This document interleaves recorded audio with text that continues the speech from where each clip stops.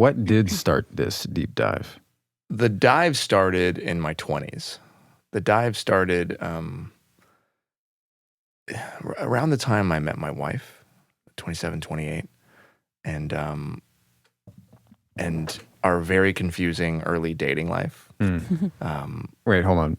What do you mean? If you don't mind, what do you mean? I write about it actually in the final chapter, Boys Will Be Knights. I knew immediately that she was my person. It was like, I just knew. It was like in every fiber of my being that I met my soulmate, and she didn't know.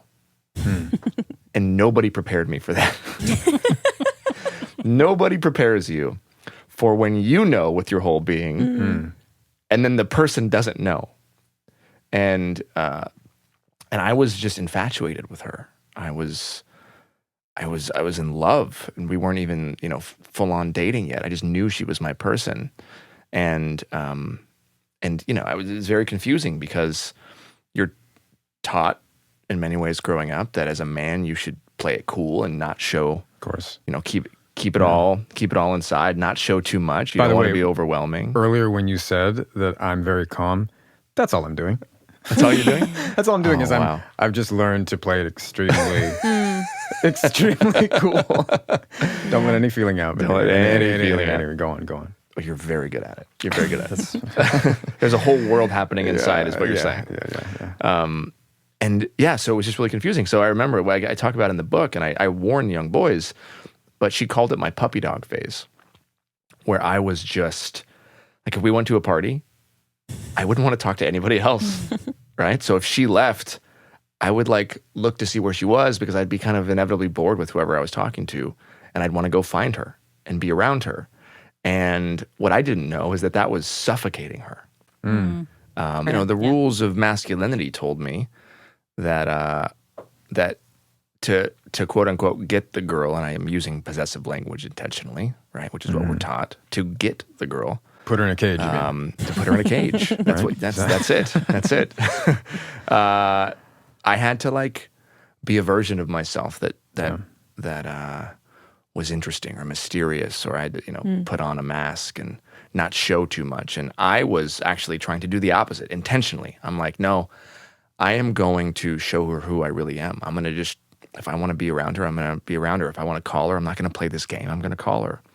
And she had never been exposed to that.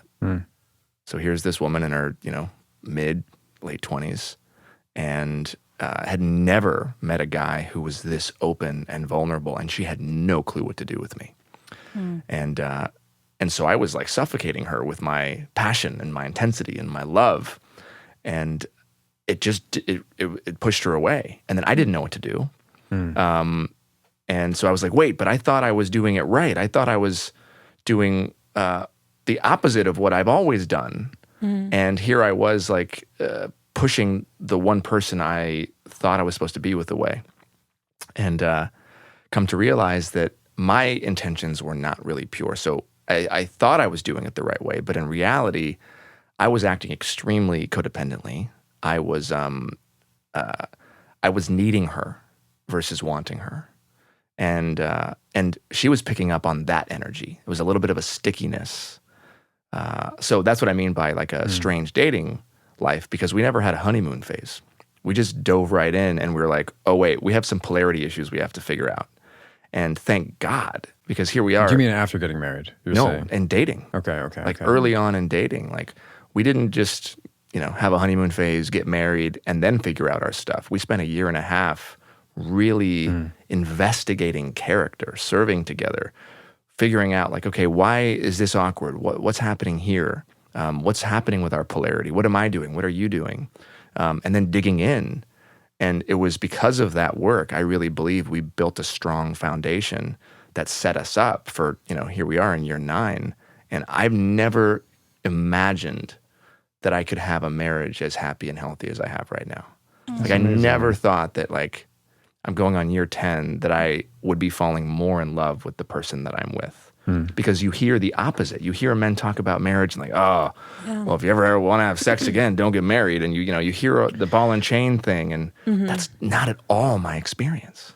Yeah, no, I mean, mine either. And I think actually the way growing up that all people, but particularly men, spoke about marriage to me. Yeah. I mean, like, it made you not want to get married. Well, beyond that, it also implied that the second you make a commitment, I don't know, like everything sucks and women become awful. And so there's so much that is implicit in saying that about marriage that actually, if you follow the logic, it's saying so much more than that. It really is saying so much more than that. It renders people into objects.